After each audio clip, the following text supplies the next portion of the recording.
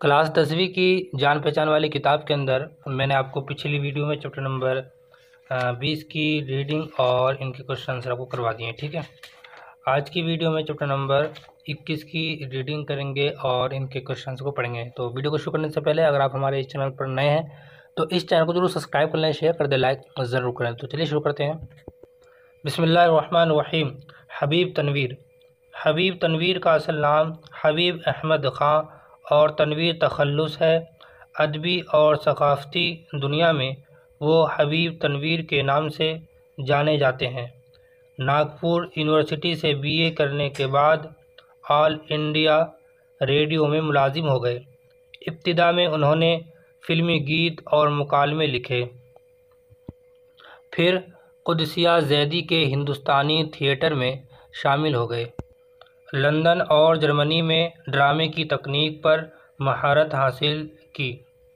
उन्होंने बहुत से उर्दू ड्रामे लिखे जिन्हें बहुत से मशरक़ी और मगरबी मुल्कों में स्टेज किया गया। उनमें 7 पैसे, चरंदाज, चोर, हर माँ की कहानी, आगरा बाज़ार, शाहजहाँपुर की शांति बाई, मिट्टी की गाड़ी और मेरे बाद बहुत मशहूर हुए। उनका एक बड़ा कारनामा ये भी है कि उन्होंने अपने ड्रामों के ज़रिए छत्तीसगढ़ के लोक कलाकारों को कौमी सतह पर रोशनास कराया। हबीब तनवीर को कौमी और बैनुल अक़वामी सतह के कई एजाज़ात से नवाजा गया है। हुकूमत फ़्रांस ने उनको अपनी सवाने हयात लिखने के लिए स्कॉलरशिप देने का ऐलान किया है। अपनी ज़िंदगी के आखिरी अय्याम तक वो इसे कलमबंद करने में मसरूफ़ थे। हिंदी, ये हिंदू ही लिखा हुआ है, ठीक है, लेकिन इसे हिंदी पढ़ेंगे। हिंदी, बंगाली, मराठी और यूरोप की कई ज़बानों में उनके ड्रामे तर्जुमा हो चुके हैं। आइए अब चैप्टर पढ़ लेते हैं। कारतूस। ड्रामे के किरदार: कर्नल, लेफ्टिनेंट, सिपाही, सवार। ज़माना 1799, वक्त रात। जगह गोरखपुर के जंगलों में कर्नल कॉलिंस के खेमे का अंदरूनी हिस्सा। 2 अंग्रेज़ बैठे बातें कर रहे हैं। कर्नल कॉलिंस और एक लेफ्टिनेंट खेमे के बाहर। चांदनी छटकी हुई है, अंदर लैंप जल रहा है। कर्नल: जंगल की ज़िंदगी बहुत ख़तरनाक होती है। लेफ्टिनेंट: हफ्तों हो गए यहाँ खेमे डाले हुए, सिपाही भी तंग आ गए हैं। ये वज़ीर अली आदमी है या भूत, हाथ ही नहीं लगता। कर्नल: उसके अफसाने सुनकर रॉबिन हुड के कारनामे याद आ जाते हैं। अंग्रेज़ों के ख़िलाफ़ उसके दिल में किस कदर नफ़रत है। कोई 5 महीने हुकूमत की होगी, मगर इस 5 महीने में वो अवध के दरबार को अंग्रेज़ी असर से बिल्कुल पाक कर देने में तकरीबन कामयाब हो गया है। लेफ्टिनेंट: कर्नल कॉलिंस, ये सआदत अली कौन है? कर्नल: आसिफुद्दौला का भाई है, वज़ीर अली का चचा और उसका दुश्मन। दरअसल नवाब आसिफुद्दौला के यहाँ लड़के की कोई उम्मीद न थी। वज़ीर अली की पैदाइश को सआदत अली ने अपनी मौत ख्याल किया। लेफ्टिनेंट: मगर सआदत अली को अवध के तख्त पर बैठाने में क्या मसलहत थी?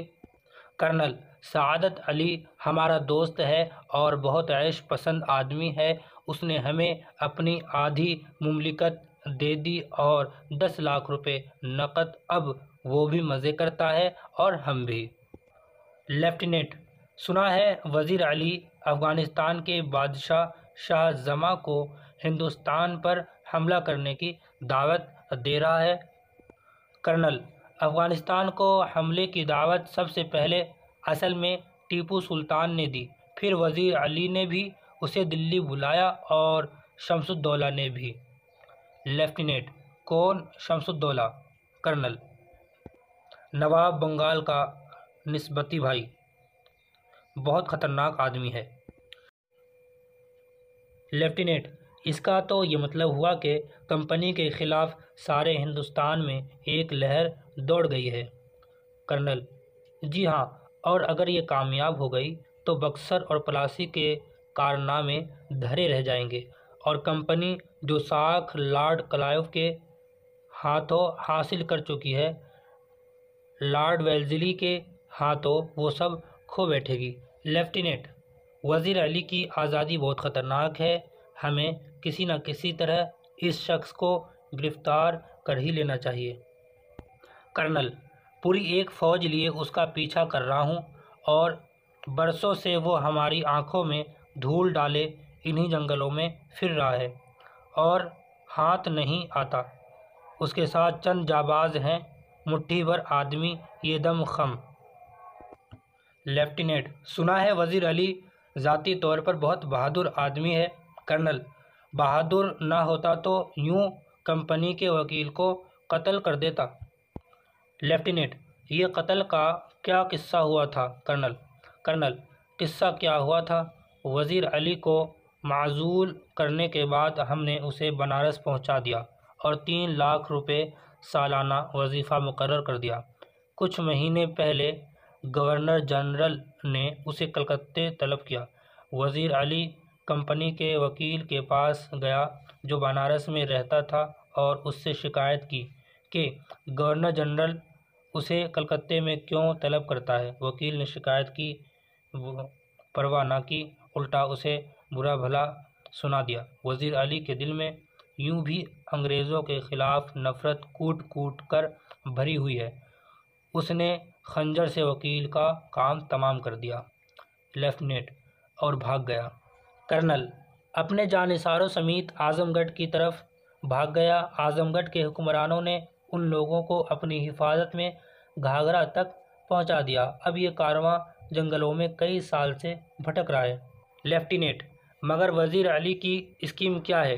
कर्नल, स्कीम यह है कि किसी तरह नेपाल पहुंच जाए, अफ़गानी हमले का इंतज़ार करे, अपनी ताकत बढ़ाए, सआदत अली को माज़ूल करके खुद अवध पर कब्ज़ा कर ले और अंग्रेज़ों को हिंदुस्तान से निकाल दे। लेफ्टिनेंट, नेपाल पहुंचना तो कोई ऐसा मुश्किल नहीं, मुमकिन है पहुंच गया हो। कर्नल, हमारी फ़ौजें और नवाब सआदत अली ख़ां के सिपाही बड़ी सख्ती से उसका पीछा कर रहे हैं। हमें अच्छी तरह मालूम है कि वो इन्हीं जंगलों में है। एक सिपाही तेज़ी से दाखिल होता है। गोरा सिपाही, सर। कर्नल, उठकर, क्या बात है? गोरा सिपाही, दूर से गर्द उठती दिखाई दे रही है। कर्नल, सिपाहियों से कह दो कि तैयार रहे। सिपाही सलाम करके चला जाता है। लेफ्टिनेंट, जो खिड़की से बाहर देखने में मसरूफ़ था, गर्द तो ऐसी उड़ रही है जैसे एक पूरा काफ़िला चला आ रहा है, मगर मुझे तो एक ही सवार दिखाई देता है। कर्नल, खिड़की के पास जाकर, एक ही सवार है, सरपट घोड़ा दौड़ाए चला आ रहा है। लेफ्टिनेंट, और सीधा हमारी तरफ ही आता मालूम होता है। कर्नल ताली बजाकर सिपाही को बुलाता है। कर्नल सिपाहियों से कहो इस सवार पर नज़र रखे कि ये किस तरफ जा रहा है। सिपाही सलाम करके चला जाता है। लेफ्टिनेंट, शुबा की कोई गुंजाइश नहीं, तेज़ी से उसी तरफ आ रहा है। टापुओं की आवाज़ बहुत करीब आकर रुक जाती है। सवार बाहर से, मुझे कर्नल से मिलना है। गोरा सिपाही चिल्लाकर, बहुत अच्छा। सवार, भाई आहिस्ता बोलो। गोरा सिपाही अंदर जाकर, हुजूर सवार आपसे मिलना चाहता है। कर्नल, भेज दो। लेफ्टिनेंट, वज़ीर अली का ही कोई आदमी होगा, हमसे मिलकर उसे गिरफ़्तार करवाना चाहता होगा। कर्नल खामोश। सवार सिपाही के साथ अंदर आता है। सवार आते ही पुकार उठता है, तन्हाई तन्हाई। कर्नल, यहाँ कोई गैर आदमी नहीं, आप राज़ी दिल कह दें। सवार, दीवार हम गोश दारद, तन्हाई। कर्नल लेफ्टिनेंट और सिपाही को इशारा करता है। दोनों बाहर चले जाते हैं। जब कर्नल और सवार खेमे में तन्हा रह जाते हैं तो ज़रा वक्फे के बाद सवार चारों तरफ देख कर कहता है, सवार, आपने इस मकाम पर क्यों खेमा डाला है? कर्नल, कंपनी का हुक्म है कि वज़ीर अली को गिरफ़्तार किया जाए। सवार, लेकिन इतना लाव लश्कर क्या माना? कर्नल, गिरफ़्तारी में मदद देने के लिए। सवार, वज़ीर अली की गिरफ़्तारी बहुत मुश्किल है साहब। कर्नल, क्यों? सवार, वो एक जाबाज़ सिपाही है। कर्नल, मैंने भी सुन रखा है, आप क्या चाहते हैं? सवार: चंद कारतूस। कर्नल: किस लिए? सवार: वज़ीर अली को गिरफ्तार करने के लिए। कर्नल: वाह, ये लो 10 कारतूस। सवार मुस्कुराते हुए: शुक्रिया कर्नल। आपका नाम? सवार: वज़ीर अली, आपने मुझे कारतूस दिए हैं, इसलिए आपकी जाँ बख्शी करता हूँ। ये कहकर बाहर निकल जाता है। टापू का शोर सुनाई देता है। कर्नल सन्नाटे में हक्का बक्का खड़ा है। लेफ्टिनेंट अंदर आ जाता है। लेफ्टिनेंट: कौन था? कर्नल दबी ज़बान में अपने आप से: एक जाबाज सिपाही। ये मैंने आपको चैप्टर नंबर 21 मैंने रीडिंग करवा दी है, ठीक है। अब जो इनके माने और इनके क्वेश्चंस को पढ़ते हैं। खेमा: खेमा का मतलब है तंबू या टेंट। जाबाज यानी कि बहादुर, जान पर खेल जाने वाला। मसलिहत: हिकमत या पॉलिसी।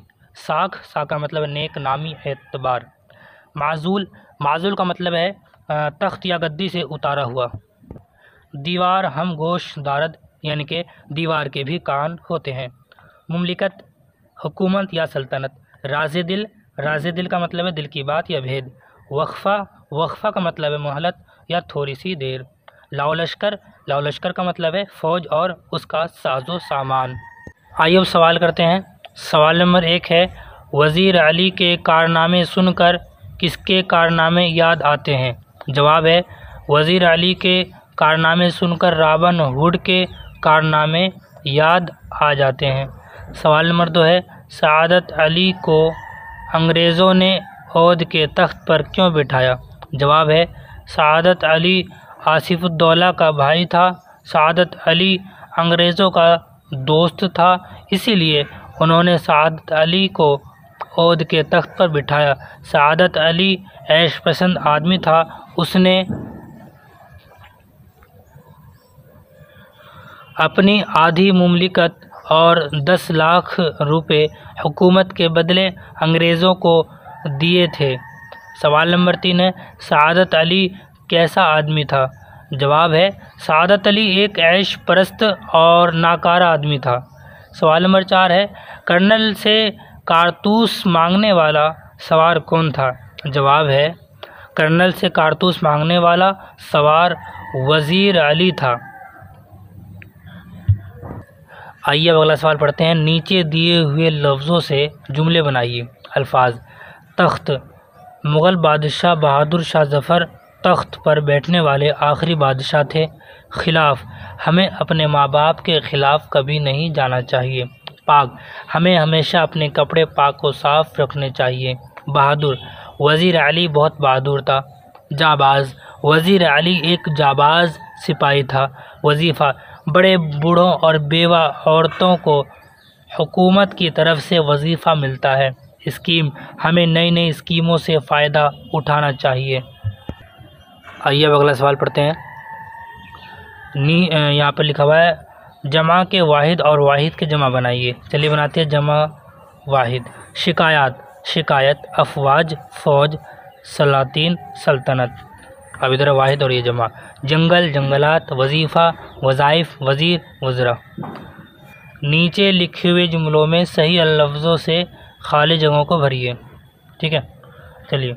नंबर 1 है, सुना है वज़ीर अली अफ़गानिस्तान के बादशाह शाह जमा को हिंदुस्तान पर, यहाँ पर क्या आएगा?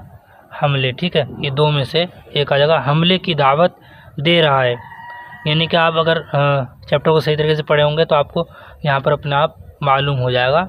ठीक है, इसे देखने की ज़रूरत भी नहीं पड़ेगी। फिर भी आप यहाँ पर देख लें कौन सा आएगा, तो यहाँ पर हमले आएगा। ठीक है, चलिए। नंबर 2 है, वज़ीर अली के दिल में अंग्रेज़ों के ख़िलाफ़। अब अंग्रेज़ों के ख़िलाफ़ यहाँ पर क्या आ जाएगा? तीनों में से आप देख लेंगे। तो अब मैं आपको बताऊँ, यहाँ पर जो है नफ़रत आएगा। ठीक है, दोबारा पढ़ते हैं। वज़ीर अली के दिल में अंग्रेज़ों के ख़िलाफ़ नफ़रत कूट कूट कर भरी हुई है। और नंबर 3 है यहाँ पर वज़ीर अली की, यहाँ पर क्या था? गिरफ़्तारी। ठीक है, वज़ीर अली की गिरफ़्तारी बहुत मुश्किल है साहब। ठीक है ना। चलिए अगला सवाल पढ़ते हैं। यहाँ पर अमली काम, उस्ताद से 3 शहीदान वतन के नाम मालूम करके लिखिए। तो 3 शहीदान वतन के नाम लिखने हैं। ठीक है, तो पहला लिख लेना अशफ़ाक़ुल्लाह ख़ां। ठीक है, सरदार भगत सिंह और राम प्रसाद। ठीक है, बिस्मिल। अब अगला यहाँ पर दो लोगों के दरमियान की गुफ्तगू या बातचीत मुकालमा कहलाती है। इस ड्रामे के 5 मुकालमे याद करके लिखिए। तो आप उसमें से लिख लेंगे या फिर आप यहाँ से भी उतार सकते हैं, ठीक है।